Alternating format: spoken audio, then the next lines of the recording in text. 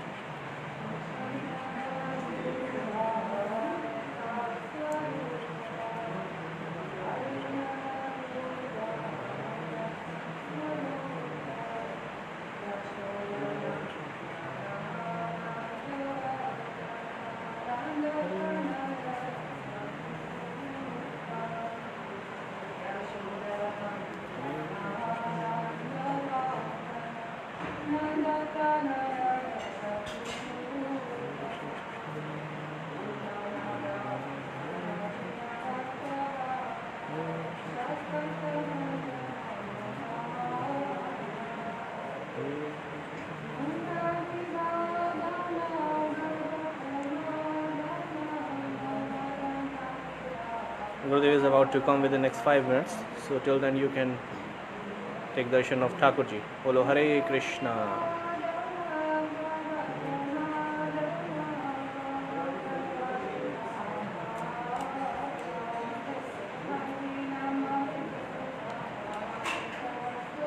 Shri Shri Radha Vinod Bihari Ji ki jai.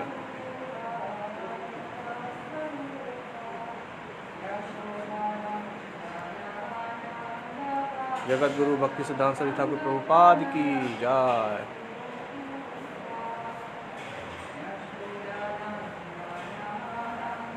This is the Mahaprabhu's Vigrah, which is worshipped by Bhaktivedanta Swami Maharaj, the founder Acharya of ISKCON.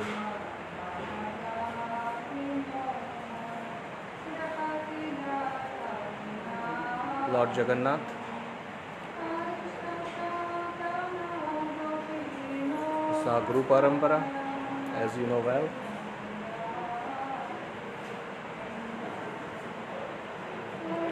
This is Shri Shri Radha Govind Dev Ji.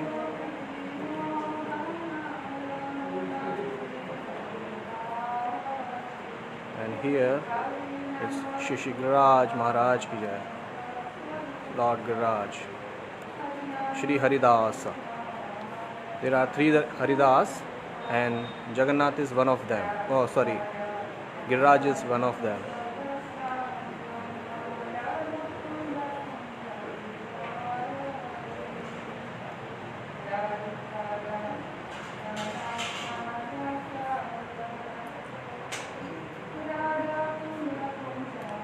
Shri Shri Radha Vinod Bihari Ji ki jai.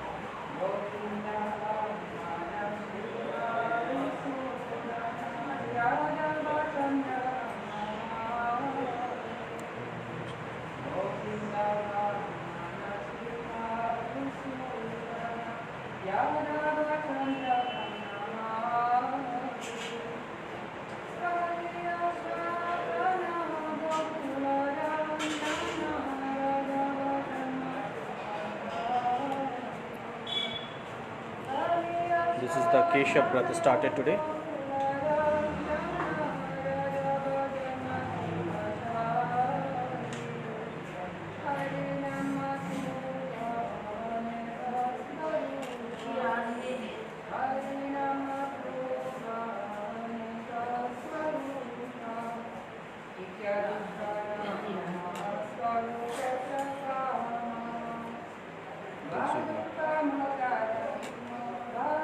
Look at the beautiful pastimes of Krishna.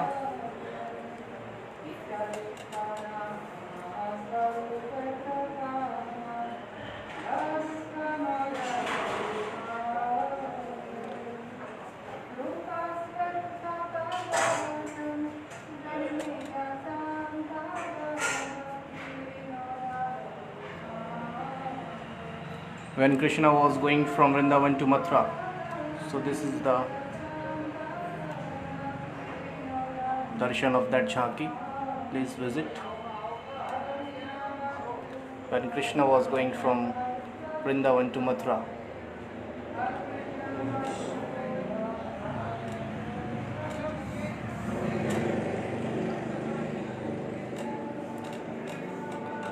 This is Sankri Khor Leela.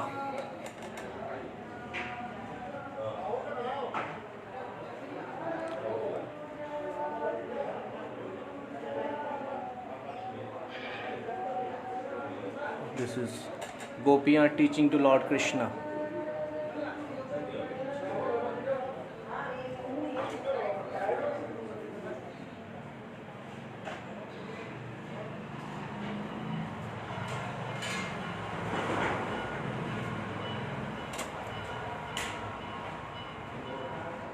Chaitanya Mahaprabhu give mercy to dacoit.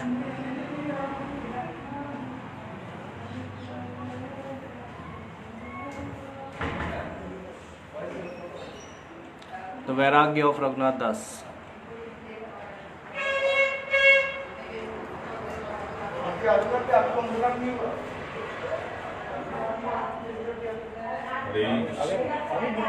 हाँ भाई बुला के लाए वहाँ पे आगे बिल्कुल आ गए। चलो गुरुदेव इज अराइव्ड. मेरे को मालूम ही नहीं वैसे जो कमरे के अंदर है वो तो मेरे को बता है। Now Gurudev has arrived. Say Hare Krishna.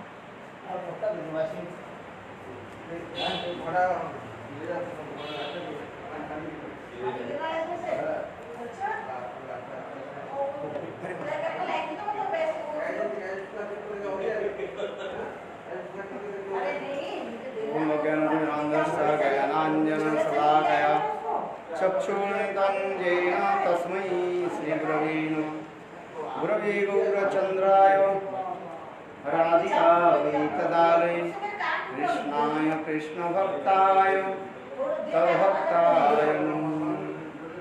वञ्चाकल्पश्च कृपासिन्धुभ्यैव च पतितानां पावनेभ्यो वैष्णवेभ्यो नमः. श्री कृष्ण चैतन्य प्रभु नित्यानंद श्री अद्वैत गदाधर शिवासादि श्री गौर भक्तवृंद. हरे कृष्ण कृष्ण कृष्ण हरे हरे हरे राम राम राम हरे हरे. सर्वप्रथम हरि कृपाल करुण नित्यलीला पुरुषोत्तम विष्णुपाद अष्टोत्तर शतनाथ भक्ति वेदांत शिरोमणि गोस्वामी महाराज एवं नित्यलीला पुरुषोत्तम विष्णुपाद अष्टोत्तर शतनाथ भक्ति वेदांत शिरोमणि गोस्वामी महाराज के अभय चरण कमलों में अनंत कोटि साष्टांग दंडवत ज्ञापन करता हूँ.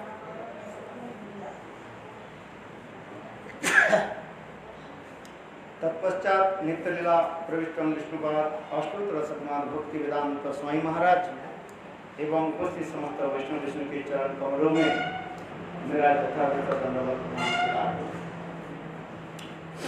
हम चैतन्य चरितामृत से मध्य लीला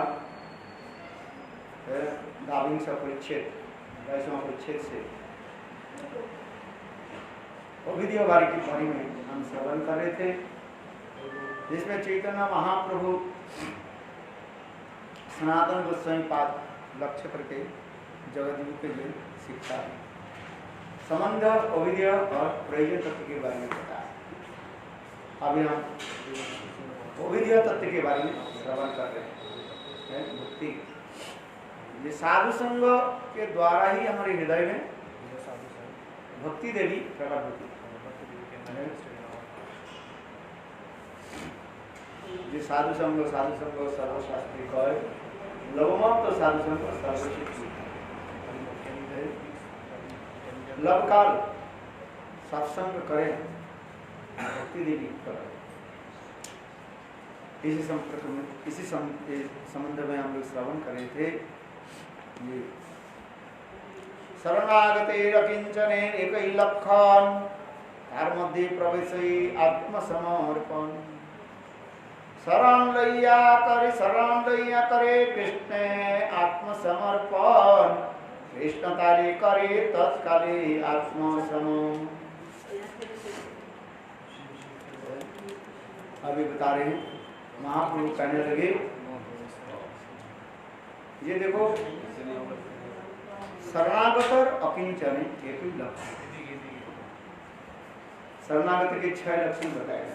अनुकूलस्य संकल्प, प्रातिकूलस्य विवर्जनम, रक्षिसते विश्वास व्यक्तित्व वर्णन तथा आत्मनिक्षेप कार्पण्य षड्विधा शरणागति।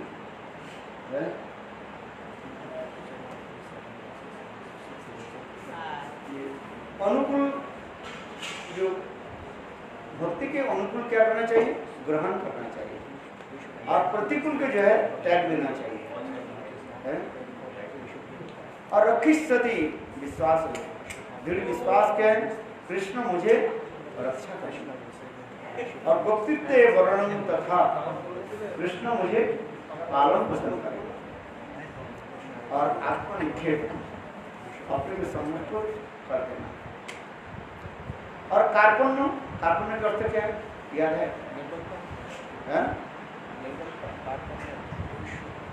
दीनता, दीनहीन, कार्पण्य शब्द का अर्थ होता है अत्यंत दीनहीन भावना। दिनेरे अधिक दया करण भगवान। कुलीन मानी पंडितेर बड़े अभिमान। कुलीन मानी माने उच्च कुल में जन्म, विद्या अधिक हो जाना है।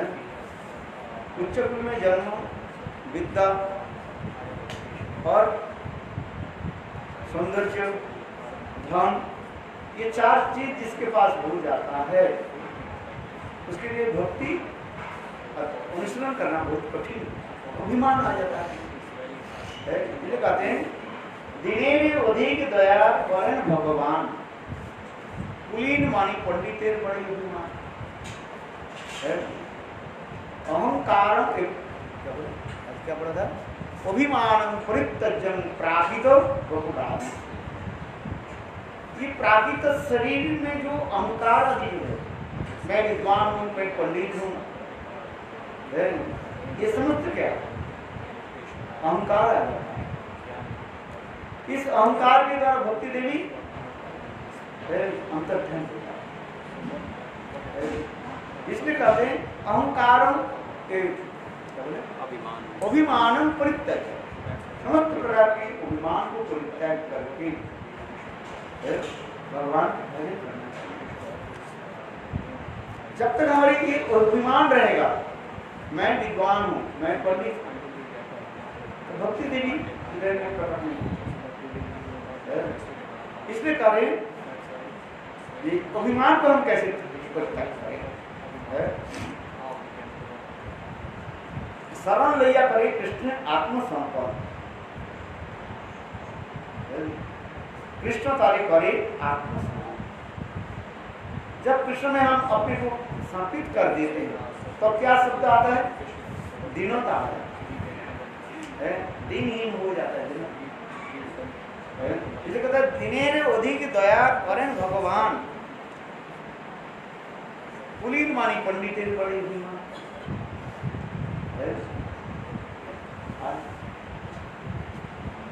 बांग्ला में एक शब्द बोलते हैं, क्या बोलते हैं? बड़ा दीदी होते चाहो छोटे होते हो, दीदी बड़ा होना, बड़े होने की तुम्हारे मन में इच्छा हो, तब से कैसे होना चाहिए?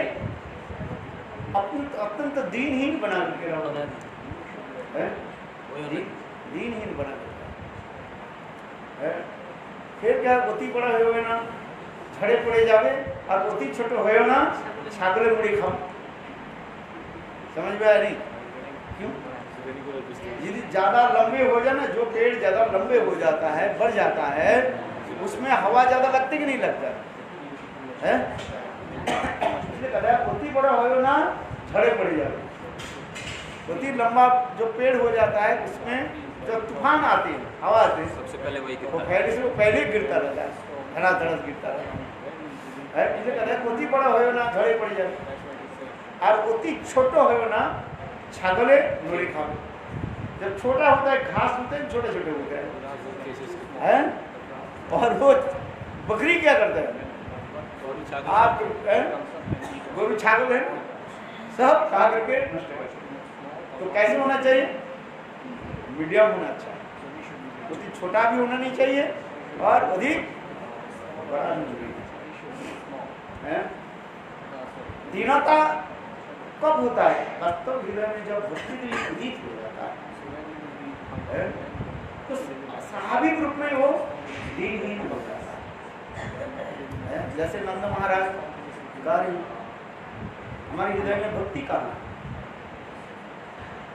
है? कृष्ण के पिता होने के मैं योग्य नहीं हूँ। उद्धव के कार्य, उद्धव तुम जो कुछ भी सुना रहे हो ठीक है, तुम अपने शास्त्र विद्या आदि के द्वारा जो सुना रहे हो तो बहुत सुंदर है, किंतु मैं जब अपने भी जो विचार करता हूँ, मेरे पुत्र कृष्ण के पिता होने की मेरा योग्यता नहीं है। एक पिता थे कौन? रामचंद्र। रामायण से मैंने सुना, दशरथ महाराज है। देखो जब रामचंद्र वन में चले गए और दशरथ महाराज ने क्या किया, हाराम हाराम है, पुत्र वात्सल्य की इतने गंभीर है, वो प्रेम को सहन नहीं सकता। और मेरे पुत्र है मुझे छोड़कर चले गए, मैं इसको प्राण को अभिप्रदान नहीं सकता, तो कहाँ है मेरा प्रेम? किंतु वास्तव रूप में विचार करें, दशरथ महाराज के पुत्र वात्सल्य और नंद महाराज के पुत्र वात्सल्य में जब विचार करके देखें, किसके पुत्र वात्सल्य अधिक है? नंद महाराज।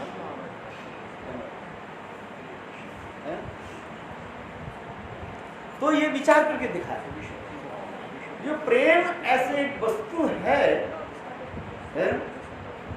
जब हृदय में प्रेम उत्पन्न हो जाता है वो अपने आप झुक जाता है। इसे कहते हैं फलवंत वृक्ष आर गुणवंत जन नम्रता स्वभाव है। चैतन्य भागवत में वृंदावन दास ठाकुर वर्णन, पेड़ में फल लग जाए तो पेड़ के सारे डाल जो अपने आप धरती के तरफ,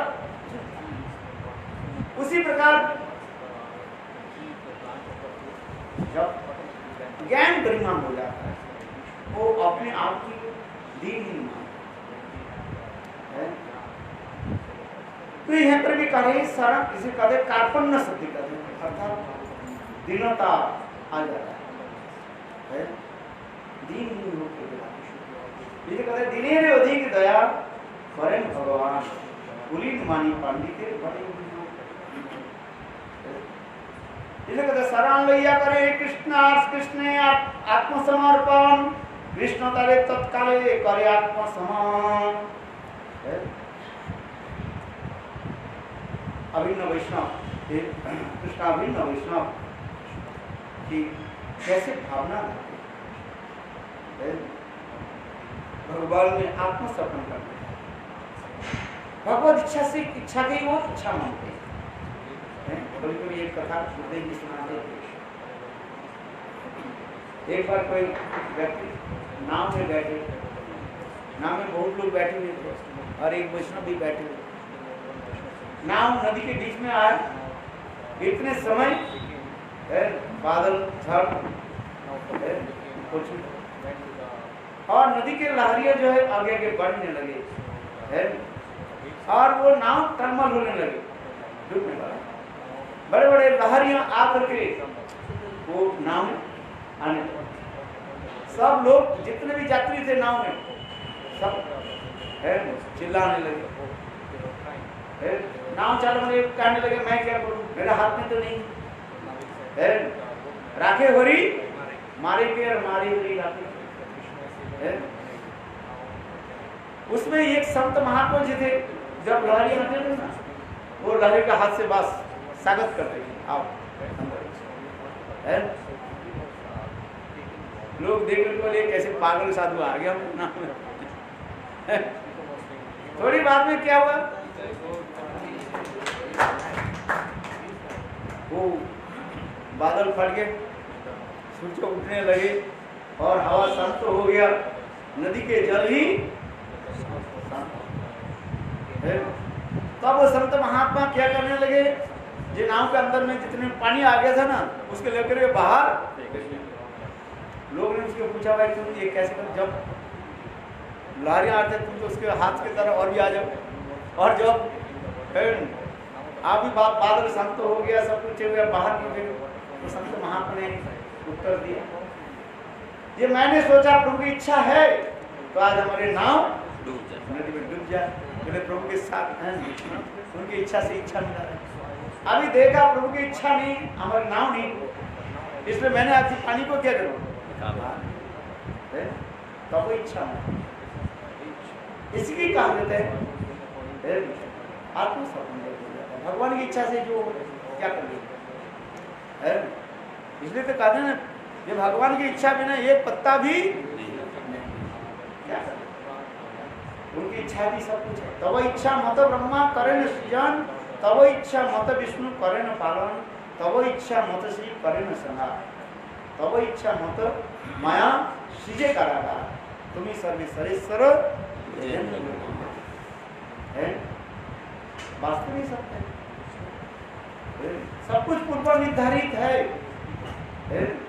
पूर्व निर्धारित है, क्या होना है क्या नहीं होना, सब कुछ है, पहले से सब कुछ है, इसलिए कहते हैं शरण लैया करे कृष्ण आत्मसमर्पण, कृष्ण तारे तत्काले करे आत्मसमर्पण। जब आत्मसमर्पण कृष्ण से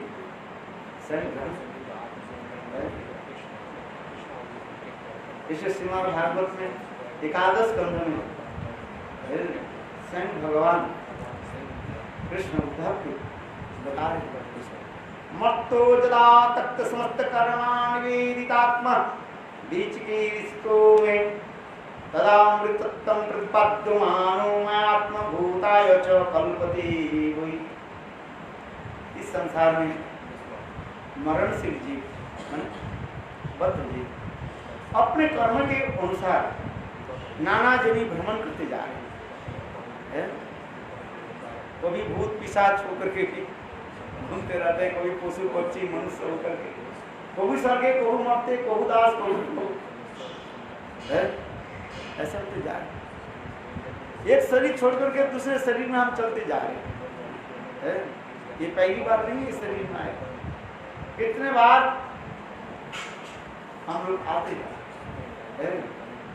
इसलिए कह रहे हैं मरणशील जीव इस संसार में अपने कर्मों के अनुसार घूमते जा रहे हैं, किंतु देखो इस संसार में भ्रमण करते करते एक शरीर से दूसरे शरीर भ्रमण करते करते जब भगवान की इच्छा होती है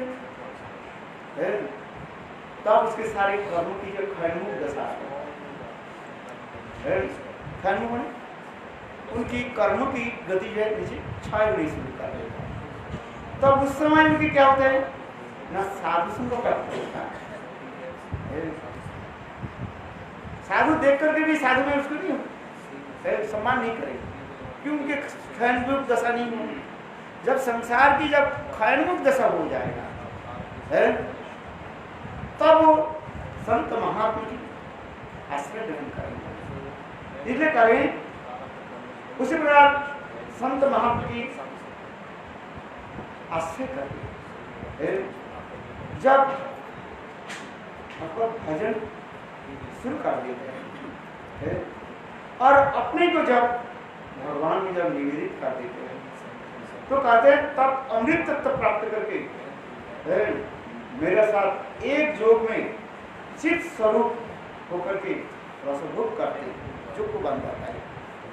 तात्पर्य यह है इस संसार में भजन करते करते श्रद्धा, साधु संग, भजन क्रिया, स्मृति, निष्ठा, रुचि और आसक्ति तक पहुंच जाते। अनर्थ जितने ही हमारे निवृत्त हो जाते, कम हो जाता है, उतना ही हम धीरे धीरे आगे भगवत भजन में लड़ जाते हैं। क्योंकि अनर्थ रहने पर भगवत नाम आदि में इतने रुचि नहीं होता। अनर्थ जितने हमारे नाश होते जाएंगे, सर्वभौम हित दुर्बल असतृष्णा और अपराध, इसमें एक विषय विचार जो है, अपराध जितना हमारे क्षय होते जाएगा, नष्ट होते जाएगा, उतना ही परिमाण आप सत्संग और संत महात्मा के आदर और आगे हम भजन में चले जाएंगे और फिर धीरे धीरे अपने स्वरूप के जो उपलब्धि हो जाता है, अनुभव होता है। जैसे आज भजन रस ग्रंथ अध्ययन कर रहे थे हम, ये भक्ति में ठाकुर भी वर्णन कर रहे, जब साधक आसक्ति दशा में पहुंच जाते हैं तब तो अपने स्वरूप के एक आभास रूप में उसके अनुभव होता है। जैसे अंधकार रात्रि में पूर्व दिशा कौन सा है हमें पता नहीं लगता है, और जब ब्रह्म मुहूर्त आ जाता है तब धीरे धीरे पूर्व दिशा जैसे उजाला हो जाते हैं, तब हमें उसे पता लगता है ये पूर्व दिशा ये है, यहाँ पर सूर्य उदित होने वाला है। ठीक उसी प्रकार साधक भजन करते करते अनर्थ जितने परिमाण नष्ट हो जाता है, नाश हो जाता है, और आसक्ति दशा में जब साधक आ जाता है तो अपने स्वरूप के एक आभास रूप में अनुभव करता है, और उस समय भगवान के निकट अत्यंत करुण स्वर से प्रार्थना आदि करते हैं, और वही भगवान की प्रार्थना करने पर भगवान के हृदय द्रवीभूत हो जाता है। इसलिए भगवान की प्रार्थना करते हम जैसे बालक,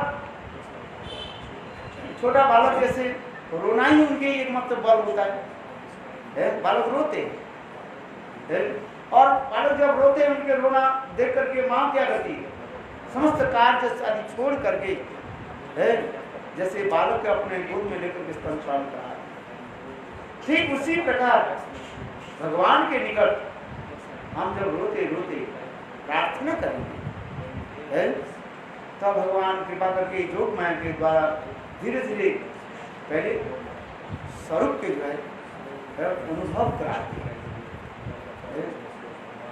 इसलिए कहते हैं अरेव आत्मा दृष्टव्य श्रोतव्य निधिध्यासी, आत्मा के बारे में जानो, उनके बारे में सुनो और उनके बारे में ध्यान करो। इसलिए कहा जाता है आत्मध्यान है वो संगीत क्या बोले संहिता कौन सा जो आत्मध्यान के बारे में कहा गया, सनत संहिता में, सनत संहिता में आत्मध्यान के बारे में भी सुंदर रूप में विचार विवेचन करके दिखाया, जिससे हमारे भक्ति विनोद ठाकुर भजन रस ग्रंथ में उसको भी दिखाया आत्मध्यान। पहले अपने के बारे में सोचो, आत्मध्यान तासमध्ये मनोरमा नाना अलंकार विभूषिता, ये समस्त आत्मध्यान है। क्योंकि साधक जितने भजन करते जा रहे और उतने ही उनकी अपने स्वरूप की आभास रूप में उसके प्रति विश्वास हो जाता है। फिर धीरे धीरे गुरु और भगवान की स्वरूप में वो अनुभव करता है। इसलिए कहते हैं ये निवेदित आत्मा भी चिकित्सित में स्वयं भगवान कहते हैं मैं उनके हृदय के शोधन करके, निर्मल करके, पवित्र करके मैं मेरा ही स्वरूप जाने मेरे सारे गुण को उसमें क्या करता हूँ संचारित कर देता हूँ। भगवान की गुण भक्त में जब तक संचारित नहीं हो तब हम उसको अनुभव कर नहीं पाएंगे।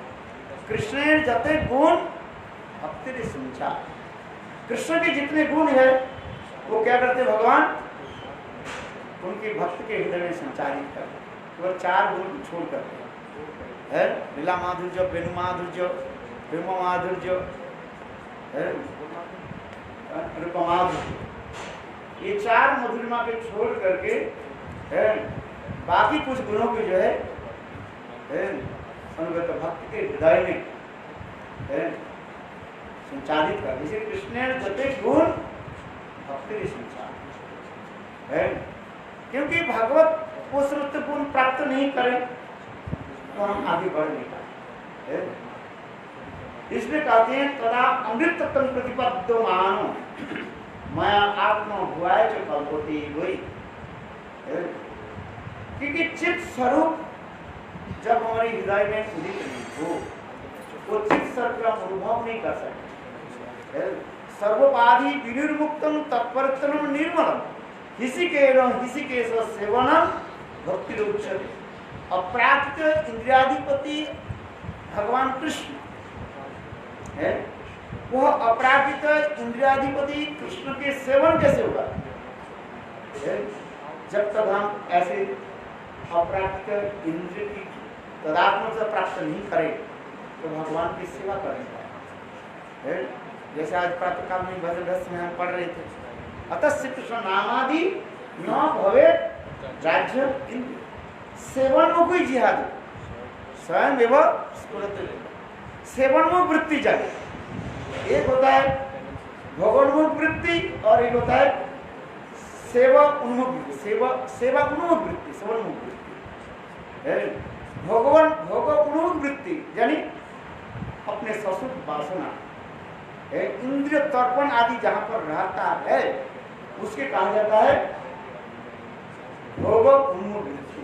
हमारे त्रिविक्रम गोस्वामी महाराज प्रवचन में इस शब्द को बहुत एनालाइज करते हैं, व्याख्या करते हैं, बहुत इसके ऊपर ज्यादातर बोलते थे। भोग वृत्ति बद्ध जी की भोग वृत्ति एक स्वाभाविक है, अर्थात इंद्रिय तर्पण। इंद्रिय तर्पण करना ये बद्ध जी की स्वाभाविक वृत्ति है। इंद्र सुधा में अधिक रूप में कहा मिले,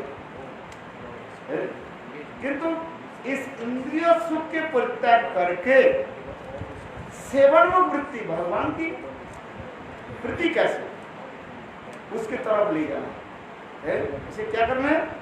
रिवर्स करना है।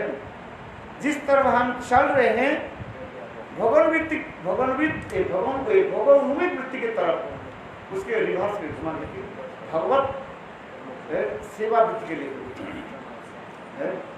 जब भगवत सेवा वृत्ति हमारे दिल में जग जाता है तब भगवान क्या करते हैं? अपने सेवा में लगा अतः श्री कृष्ण नामादि न भवे कृष्ण सेवनमुख ही जिहाद, सेवनमुख जिहाद जब आ जाता है अर्थात भगवन्मुख वृत्ति को त्याग करके सेवनमुख वृत्ति को लेना होता है। सेवनमुख क्या है ना? भगवत इंद्रिय सुख विधान किसमें समझ में? भगवान की इंद्रिय सुख कैसे हो जिससे भगवान के सुख हो, कृष्ण के सुख हो, वो हमें चिंतन करना है और सेवा करना। ये सेवनमुख वृत्ति के सर्वोत्तम प्रकाश हमारे प्रभुपाद करें गोपी गीत में जहाँ पर अंतिम श्लोक में गोपियाँ कह रही हैं तत्ते जत्ते सुजात चरणाम्बुजोर्वस्पर, इस श्लोक में सेवनमुख वृत्ति के सर्वोत्तम प्रकाशित हुआ। क्यों? कृष्ण इंद्रिय की सुख तात्पर्य में लिखा है। यदि ये दार्शनिक शब्द है समझना कठिन होता है, किंतु श्रील भक्तिवेदांत प्रभुपाद इस अनुभाष्य में स्पष्टीकरण कर रहे हैं। जिस सेवनमुख वृत्ति की सर्वोत्तम प्रकाशित कहाँ पर हुआ है? ना गोपियों के उस गोपी में सर्वोत्तमा श्रीमती राधा के हृदय में जो प्रकाशित हुआ है वो सेवनमुख वृत्ति का। कृष्ण इंद्रिय सुख नागनी आपन दुख सभी वंचित तार सुख मोरे यदि दिया दुख तार है महासुख से दुख मोर सुख चैतन्य चरितामृत में इसके वर्णन हो रहे कृष्णदास कविराज का संग राधा जी का लिए मोरे यदि दिया दुख तार है मां, ठीक है, मैं दुख भोग करूं, किंतु कृष्ण के सुख कैसे? इसी कहा जाता है कृष्ण सुख ही है हमें अनुसरण का। कृष्ण के सुख कैसे? देखो कहाँ कहाँ के चले गए, उन्नत स्तर में चले गए, कहाँ श्रद्धा से लेकर के आसक्ति, आसक्ति के बाद भाव, आसक्ति के बाद एक्चुअली होता है रति, रति के बाद भाव, भाव के बाद है प्रेम, और प्रेम के कई स्तर बताते जा रहे हैं। वो सिद्धि दशा में नित्य अपराधित गुरु वृंदावन में वो समस्त वर्ण होते जा रहे हैं। स्नेह, मान, प्रणय, राग, अनुराग, भाव, महाभाव, रूढ़, उदृढ़, मोहन है, और आगे जाकर के मदनात्म महाभाव, मदनात्म महाभाव की सर्वोत्तम जो है प्रकाश एकमात्र राधा जी में ही विराजमान है। इसलिए वही राधा जी ये कृष्ण के सर्वत्र रूप में है सुख विधान, कृष्ण की इंद्रिय श्रीमती राधा जी छोड़ करके किसी ने कृष्ण के सर्वोत्तर रूप में है सुख विधान नहीं कर। इसलिए राधा जी की महिमा, सेवा, ये हमारे गौरी वैष्णव की एक अनुपम है भाव माधुर्य प्रकाशित। ये गौरी वैष्णव साहित्य छोड़ करके किसी रस शास्त्र में इस समस्त भावों की जो है प्राप्त करना संभव नहीं। उद्धव आदि बड़े बड़े तो विद्वान है, रसज्ञ, तत्वज्ञ, मर्मज्ञ सब भी आए, और उद्धव आकर के भी देखा, उद्धव कम नहीं है, बृहस्पति के शिष्य है, सारे शास्त्र तो अध्ययन कर लिया, किंतु हमारे जी विश्वनाथ चक्रवर्ती पाठ करते हैं बृहस्पति उनके रस शास्त्र की जो है थोड़ी सी है पढ़ा करके मानो छोड़ दिया है। इसलिए उद्धव जितना भी देखा रस शास्त्र से विचार करके देखा है, और अंत में उद्धव के मुखारविंद से ही शब्द निकल करके आ गया है, जो महिषी ओपी सुदुर्लभम है। द्वारका में महिषियों के लिए भी ऐसे भाव प्रेम प्रकाशित होना संभव नहीं। यहाँ पर भी प्रश्न उठता है, प्रसंग में आज है, उस समय कृष्ण से विवाह नहीं हुई, महिषी के साथ तो विवाह नहीं हुई, और उस समय कृष्ण तो द्वारकापुरी भी नहीं गए। कृष्ण उद्धव को कहाँ भेजा था? मथुरा से वृंदावन भेज। तो उस समय महिषी के बारे में क्यों उद्धव क्यों कहा गया? महिषी ओपी सुदुर्लभम कहते हैं कृष्ण के लीला जो है नित्य कहा है। अद्यावधि से लीला करे गरुड़ राय कौन कौन भगवान देखी बारे। कृष्ण लीला नित्य होने के नाते है, किसी ब्रह्मांड में जो लीला चल रही, दो प्रकार की लीला, एक प्रकट और अप्रकट। अप्रकट गौर वृंदावन में जो लीला चल रही है, और एक जो है भौम वृंदावन में किसी न किसी ब्रह्मांड में वो लीला चल रही है। इसलिए मानो साक्षात जोग माया उद्धव के मुखारविंद में बैठ करके और केवल ये शब्द निकल गए, और विश्वनाथ चक्रवर्ती टीका में लिख रहे हैं उद्धव ऐसे शब्द कैसे बोल दिया? महिषी ओपी सुदुर्लभम नित्य संजुयम। द्वारकापुरी में रहने वाले वो समस्त महिषियां कृष्ण के साथ नित्य ही रहती है, कृष्ण से विच्छेद नहीं है, कृष्ण के साथ नित्य रहती। ऐसे नित्य संजुजन महिषियों के लिए ये भाव प्राप्ति नहीं हुआ और कभी भी संभव ही नहीं। किंतु देखो वृंदावन में रामादि गोपियों के हृदय में ये भाव कैसे उत्पन्न है। इसलिए उद्धव तो है अत्यंत विस्मित होकर के ये शब्द, वास्तव में वो शब्द किसने बोला? उद्धव नहीं बोला, वो मानो साक्षात जोग माया है उद्धव के मुख में ही अधिष्ठित होकर के शब्द है। इस समस्त बहुत विस्तृत विवरण दे दे। इसलिए कहते हैं भजन करते करते भगवान कृपा करके साधक के हृदय में वो समस्त भावों को उत्पन्न करा देते हैं। इसमें अमृत तत्व शब्द की प्रतिपादन, अमृत शब्द की सब व्यवहार करते हुए टीकाकार वर्णन करते बोले कौन सा भाव को प्रकाशित कर देते हैं? बोले सर्वोत्तम भाव, मंजरित भाव भी प्रकाश कर देते हैं। देखो कृष्ण की ऐसे क्या बोलते हैं, जो अपराकृत जो शब्द होता है, क्या बोले, जो कर्तुम अप्रथम अनाथा जो समर्थ है, जो संभव घटन अघटन पटीयसी है, ऐसे जो है भगवान क्या करते हैं उसके हृदय में मंजरित भाव को भी प्रकाश कर देते हैं। जो संभव नहीं है, असंभव के संभव कैसे होगा, इसलिए कहते हैं उसके ऊपर तो आप तर्क मत करो। उसकी टीका में लिख रहे हैं, बोले ऐसे कैसे हो सकता, बोले यदि कहो तो आप तुम्हारी संशय हो जाए,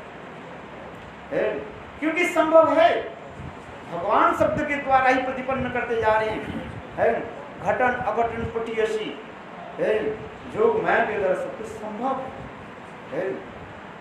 इसलिए कहते हैं ये अमृत तत्व प्रतिपद्यमान हुए, अमृत शब्द की अर्थ की टीकाकार कहते हैं सर्वोत्तम भाव की भाव सेवा जहां पर होते हैं, अर्थात सखी, नित्य सखी, प्राण सखी, पृष्ठ सखी, प्राण पृष्ठ सखी की जो भावना, और उस प्राण पृष्ठ सखी में नित्य सखी और प्राण सखी की जो भावना जो है उसके हृदय में प्रकाशित कर देते हैं।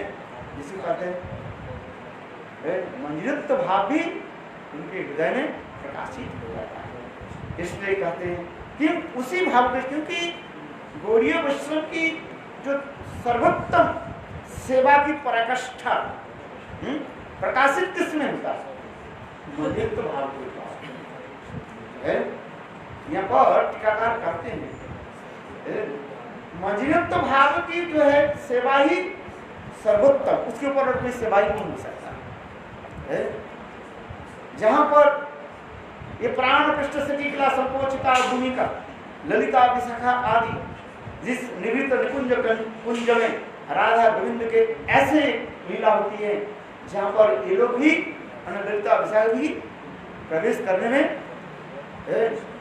संकोच करते हैं अथवा अधिकार भी लेने के लिए ऐसे मंजरियों के वो लेना पड़ता है, आदेश लेना पड़ता है। और वो समस्त मंजरियां क्या करते हैं, अति सहज रूप में है और उस कुंज में जाकर के सेवा आदि करते हैं।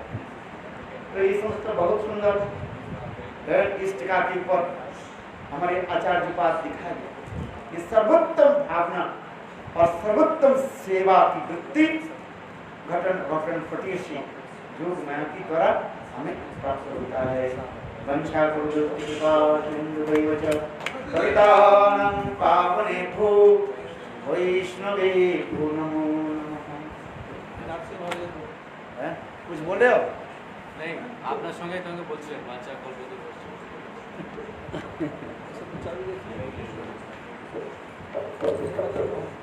मेरा कॉपी लिया, कॉपी अच्छा सुना।